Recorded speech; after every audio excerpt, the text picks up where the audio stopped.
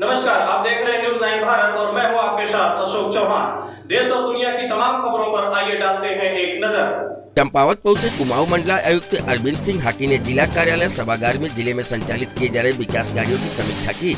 उन्होंने जिला योजना, राज्य सेक्टर, केंद्र पोषित मुख्यमंत्री घोषणा, स्वरोजगार योजना आदि की समीक्षा करते हुए विभागों को आवश्यक दिशा निर्देश दिए। उन्होंने कहा कि वर्तमान समय में कोरोना संक्रमण के कारण विकास कार्यों की गति धीमी हुई है, इसलिए विकास कार्यों को समय से पूर्ण करने में सभी अधिकारियों की जिम्मेदारी और अधिक बढ़ गई है। उन्होंने अधिकारियों को लंबित विकास कार्यों को तेजी से गति प्रदान करते हुए रुके विकास कार्यों को धरातल पर उतारने के निर्देश दिए। उन्होंने लघु सिंचाई और जिला पंचायत को आवंटित बजट के सापेक्ष विकास कार्यों में कम धनराशि व्यय करने पर नाराजगी जताई और डीएम को लापरवाही बरतने वाले विभागों के अधिकारियों के खिलाफ कार्रवाई किए जाने के निर्देश दिए।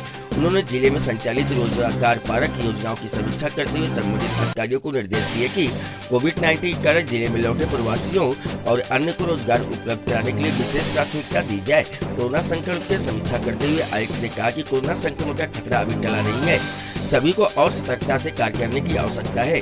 इस दौरान डीएम एसएन पांडे ने पावर पॉइंट के माध्यम से विभिन्न विकास योजनाओं और निर्माण कार्यों की जानकारी दी। वीरेंद्र रावत की रिपोर्ट। उस पर फोकस न करें। आप फिजिकल टारगेट से ज़्यादा जितने आवेदक आए हैं, जिन्होंने इंटरेस्ट दिखाया है, आवेदन दिए हैं, सबको कैटर करने का, सबको मदद करने का, सबको फाइनेंस करने का प्रयास किया जाना चाहिए। वो हमारा टारगेट है, ताकि लोग, हमारे प्रवासी भाई आए हैं तो यहाँ किसी रोजगार से जुड़ें और वो यहाँ वापस उनको न जाना पड़े और स्थानीय स्तर पे वो यहाँ के इकोनॉमिक एक्टिविटीज़ में कहीं न कहीं योगदान आगे करें।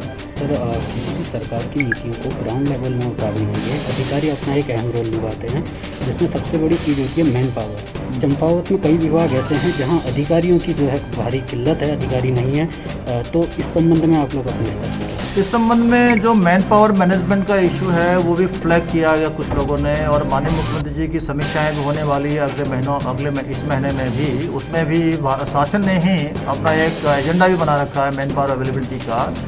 संबंधित विभागीय अधिकारियों के साथ, शासन के साथ समन्वय करते हुए जहाँ सीधी भर्ती होनी है वहाँ सीधी भर्ती के अध्याचन चले जाएँ, इस पर जोर दिया जा रहा है।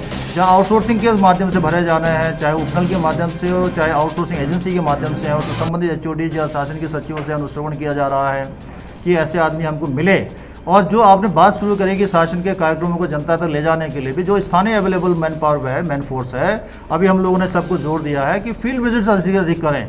जो लोगों का जो फील्ड ऑफिशियल्स हैं, जो अपने हेडक्वार्टर जिनके फील्ड में निर्धारित हैं, वो अपने फील्ड में रहें, ताकि जो आम जनता है उनको उनकी एक्सेसिबिलिटी बेहतर हो और वो फील्ड पे वो जो भी उनसे अपेक्षित सहयोग लेने की आवश्यकता है उसके लिए वो सुलभ रहें। ये नहीं कि उनका हेडक्वार्टर कहीं है और कहीं रहे हैं।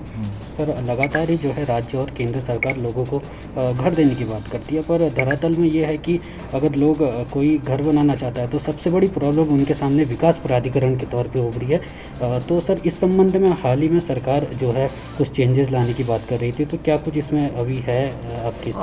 इस संबंध में जो जिला स्तरीय विकास प्राधिकरणों की परिकल्पना की गई थी, ये तो आप भी सहमत होंगे, लोग भी सहमत होंगे कि एक नियोजित विकास होना चाहिए ना, हैफजर्ड डेवलपमेंट नहीं होना चाहिए।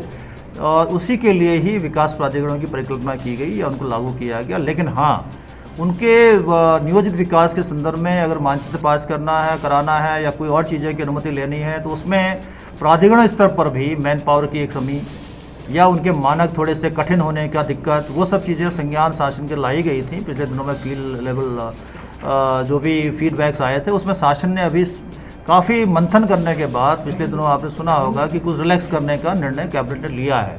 तो उसका जियो अभी अवेटेड है, अभी आने दीजिए। उस जियो के आने के बाद हो सकता है कई चीज़ों का समाधान हो जाए।